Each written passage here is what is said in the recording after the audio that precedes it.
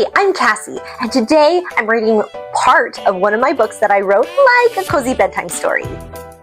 Nothing fancy, I'm not a professional voice actor, I'm not an audiobook reader, I'm an author. And I want to share with you my story, how I would read it. My dog might bark, my kids might laugh in the background, I might laugh at my own characters. And this is simply me hanging out with you, enjoying part of a good story.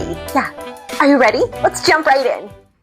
Hey everyone, I'm so excited for you to join me today. Today I am reading the first chapter of my book, His 4th of July Drama. It is the third book in my Teachers of Alvin High series, and I am so excited to share this story with you. It has to do with Drake. There he is right there, looking pretty handsome. Drake, the drama teacher, so he's our drama teacher at this high school, and Prissy, who is a local matchmaker in the town. So I'm so excited to share this book with you. I'm going to read you chapter 1, which happens to be from Drake's point of view, which is kind of unique. Usually I start a lot of these books from the girls' point of view, but this one is from the guy's point of view, so it's kind of fun. So this is His 4th of July Drama by Cassandra Shiels, or me. Chapter 1, Drake. Drake had found absolute bliss. With the thick red velvet curtains open, showing off the large blank stage in the now empty theater, a fantastic silence filled the space, a comforting silence, one void of dread or awkwardness. The quiet brought relief and ease. He always found it calming, the kind of calm that came with the feeling of triumph and respite that only the last night of a play could bring. Drake stretched out in his maroon seat and looked up at the empty stage, the floor freshly painted black and still shining, wet in the few stage lights he'd left on. The fall play usually required only a few sets and floor paint, but he still had his students repaint the stage at the end of striking the set, so that they learned the whole process. He dragged his hands through his hair and settled them behind his neck.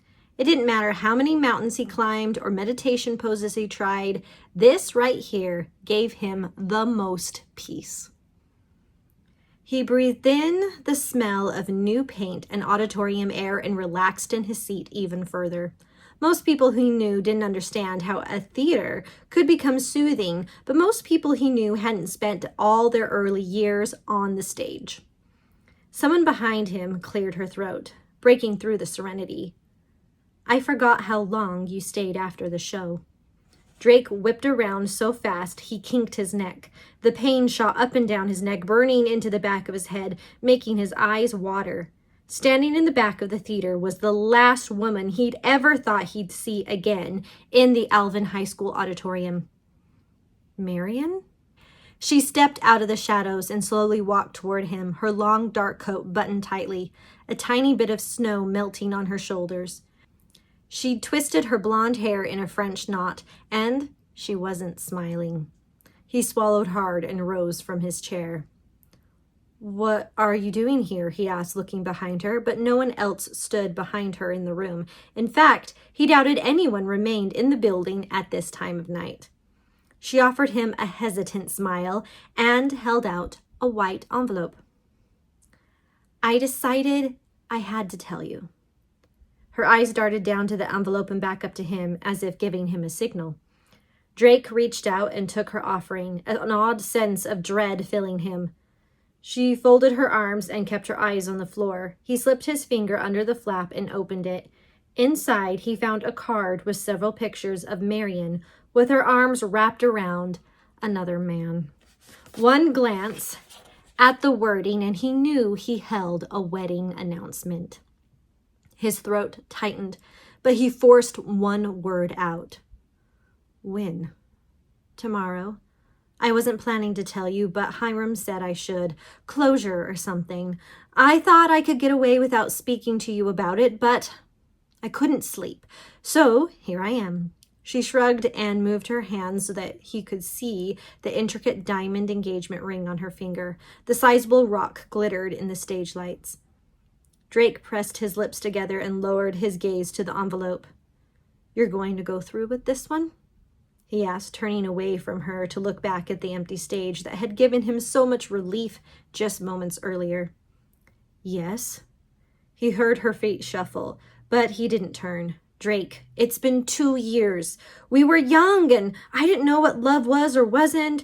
We were just excited about planning a wedding. When it came down to it, I realized I couldn't walk down that aisle. I couldn't marry you. A small corner of my heart will still care about you somehow, which is why I'm here to tell you that I've moved on and I'm sorry. She stepped around him, so he had to face her. He didn't want to face her, but he wasn't about to turn away from her again. That felt like something his sophomores would do. She shook her head, a softness returning to her lips. Hiram was right. I needed to tell you. I've let you go completely. I've moved on and I'm happy. So incredibly happy. Hiram is my guy. Drake let out a long, slow breath. His thoughts jumped around like a ping pong ball. For a long time, he blamed her for ruining their wedding, yet truthfully, a piece of his heart remained hers, and likely always would. He didn't hate her. He only hated that they'd gotten so far along in their relationship only to have it ruined at the last moment. If she had doubts, he still wondered why she had waited until they nearly said, I do. He let his gaze return to her eyes, shoving all these thoughts away until he could examine them later. She didn't need his whirlwind of thoughts. She needed him to let her go too. I'm glad you're happy. Her smile brightened and her gaze fell to her intricate ring. I can't even describe how happy I am. Things worked out for the best. Hiram showed me what real love feels like, and I can't wait to walk down that aisle tomorrow and become his wife. She shuffled her feet. I guess I also need to say thank you.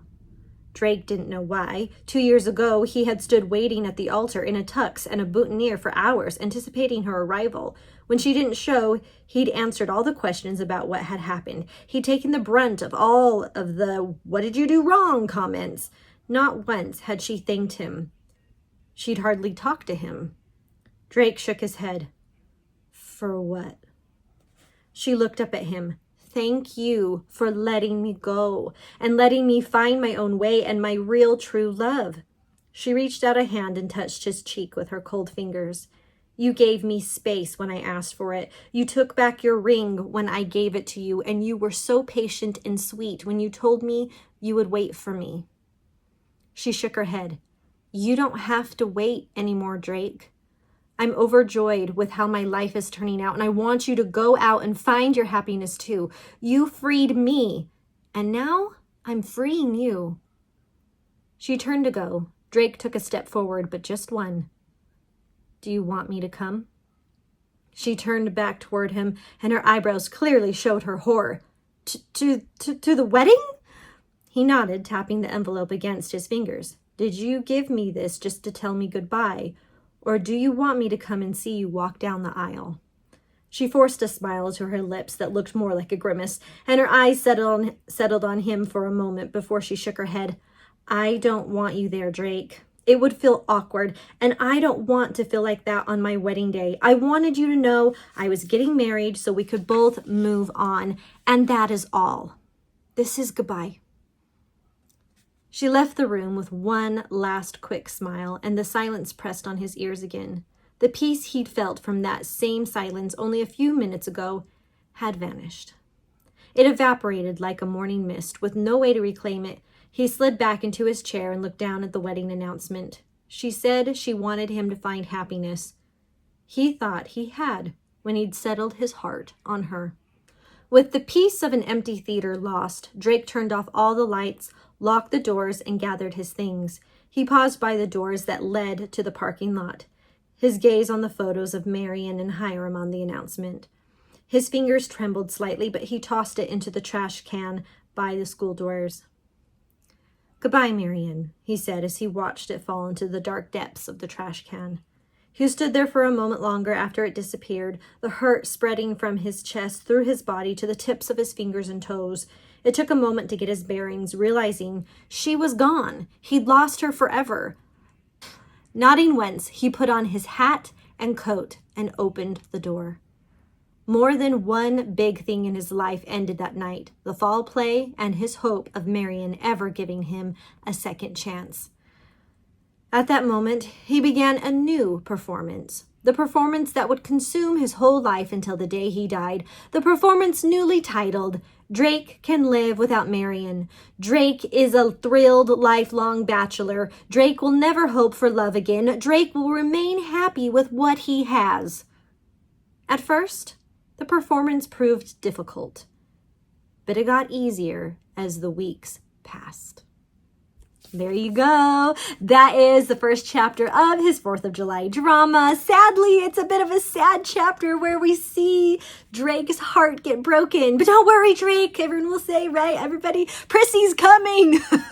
And he'll find the true love of his life, of course, in the story. If you would like to read the rest of this story, it is available on Amazon as well as many other platforms. And I hope that you go out and read the rest of the story and that you'll join me for another little reading time with Cassie. Thanks so much for being here today. We'll see ya.